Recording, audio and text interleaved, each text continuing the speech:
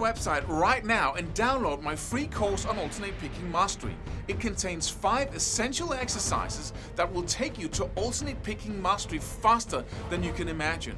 And then I've included my method of how to lay out a practice plan in just 1 to 2 minutes that will absolutely boost your results like nothing you ever tried before. So go download it right now. It's free.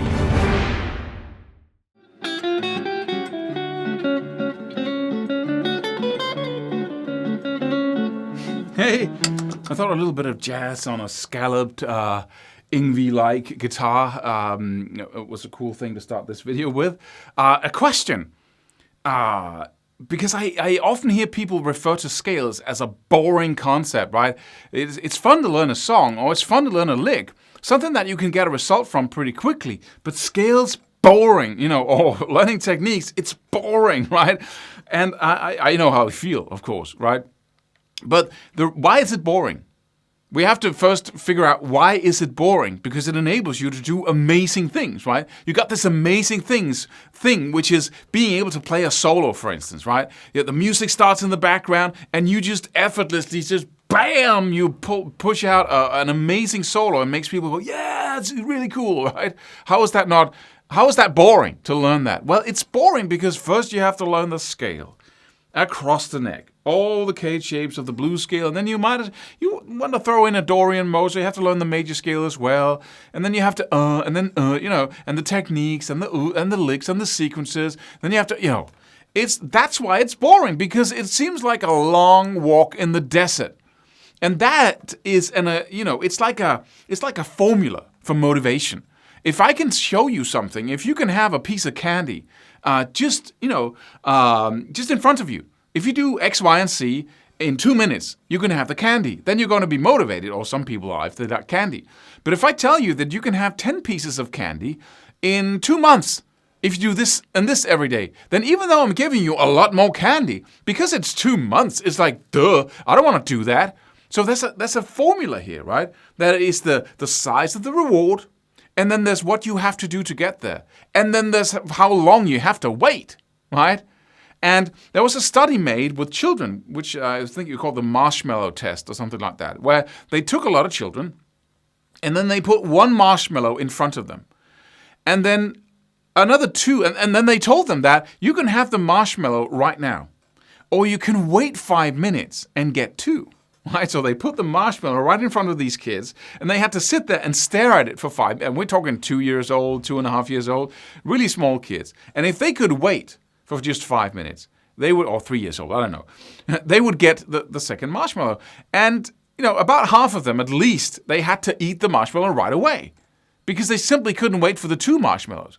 But what if it was 3 marshmallows, or 4, or 5, or 6, or 10? You can get that up. So that's the first insight here, that if you're not sold on the skill you're trying to build, really like, wow, right? And sold means that you know, or you think, you believe that you can do it, that you can actually get the skill. That's the first thing about being sold. Because you're not going around thinking, most people are not thinking about buying a Ferrari. They're not going around, wow, I just want that Ferrari, even though they would want it if they thought they could get it.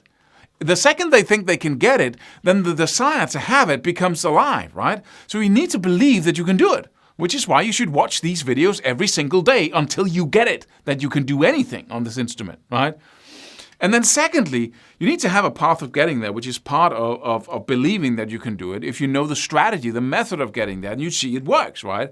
But then secondly, it must be so alluring, so amazing to get there, that because the better it is, the more magical it is, the more you're willing to do to get there, and the more time you're willing to put in until you get there, right? Like the 100 marshmallows or 200 or 500. But that's all in your mind. For some people, the ability to play solos on a guitar is worth nothing. They couldn't care less. Why would I do that?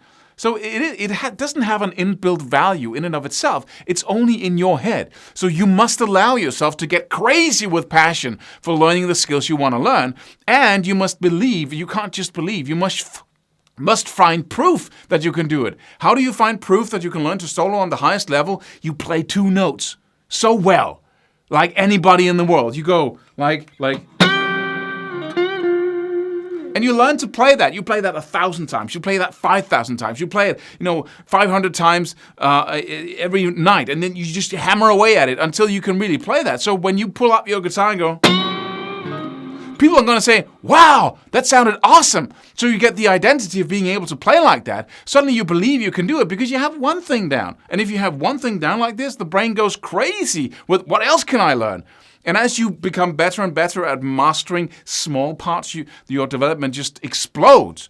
That's the real secret to rapid progress, is mastering something small. So the whole process of being motivated to learn scales, for instance, or something that's boring, is to make that, because it takes a little bit of time, right? Scales is only a means to an end, right? Once you have that scale down, nobody's going to be impressed. But you learn the chords to a song, people are going to say, yeah, that sounds cool, right? If you go, right? People are not going to be impressed by that, and you are not. So it's a means to an end, which means the reward is further out the future. And in order for you to be able to go for that, you must enlarge that vision of how cool it is and allow yourself to really think, oh, that would be so amazing, right? And that makes practicing the scale amazing. It's not boring anymore. It's like, I'm going to knock this thing out of the park, right? But that's the first thing. The second thing is that instead of learning all the scale shapes of the pentatonic scale, or all the scale shapes of the diatonic, the major minor scales, all of that, stop that way of thinking. Because you need to focus on mastery. What is that? That's taking something small and learning it to the point of absolute outstandingness. Of course you can do that, or die trying, right? But so instead of doing that, you look into, I once saw a guy at a bar in London playing blues, and he was performing, and he was really good. He sang amazingly and played really cool solos, but he only knew the first precision blues scale shape. And not only that, he could only play it with open strings, right? Right? So every time he changed key, just took a capo and just clamped it in the 5th fret, and now I'm playing A minor or A blues instead of E blues. That's how he, went along. So you can do a whole career by only knowing one scale shape. So, and the secret to being super motivated to learning scales is to focus on one scale. Because suddenly, once you focus on that first precision blues scale shape, and you see how many players are only using that, or mostly that, and you really say, okay, what do I need to carve my way to being able to play cool solos as fast as possible, because we need that reward to be close to us, right? You focus on only one scale shape, and that's the first precision, that's the most effective, that's our all-time favorite, right? And you say, I can, use that scale shape only for the rest of my life, and everybody will think I'm the most amazing soloist, right? And then what else do I need from that scale? I need a couple of sequences within it. I need to use Klaus's methods of training soloing. I need to buy the Power Blues Scale Builder. Sorry, getting a little ahead of myself there, but I need to focus on small things so I can build the identity of being an amazing soloist here. So I pull the reward closer to me. And the cool thing is, once you can do this, and you can do it in all keys, which is cool on the guitar, because you can just move the same freaking shape up to 8th fret, and then you, instead of playing A blues, you play C, right? And E, and whatever, right? It's genius, cool instrument. But once you've learned that, you get the identity of being very good at that, and then you have the experience of mastering this area of soloing, and then you just expand. You learn new lick sequences, you learn to just add 2 notes to that same shape. That's it, right? For this week. And then you learn a little bit more, then you wonder, what is up here? And then it's a joy to learn a new piece of the puzzle, to stack things on top of each other, because now you have arrived at a level where you can really get the job done, and then you can expand on that ability. It works in the most amazing way. The worst thing you can do is look at all the scales and all the scale shape you have to learn in order to be an accomplished guitar player, and then start working away at it, learning one scale after another, and then you wait till whatever, 2080, until you imagine being able to combine it all freely and go back and forth between all keys and all scales and all techniques and sweep picking and alternate picking. It doesn't happen that way. You must carve your way to the result you want in the fastest way possible. That is not a choice for you.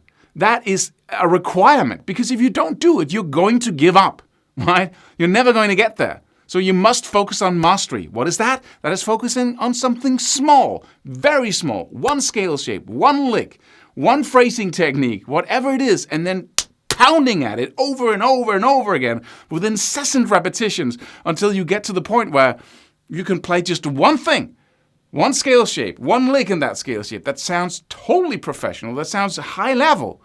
And that's where everything happens. Sorry for being so intense, but this is important because our brain seems to lead us in the wrong direction always. So if we're not conscious about this, we'll just go ahead with the monkey brain logic of learning everything all at once. So I hope this was valuable to you, and I'm looking very much forward to seeing you in the next video.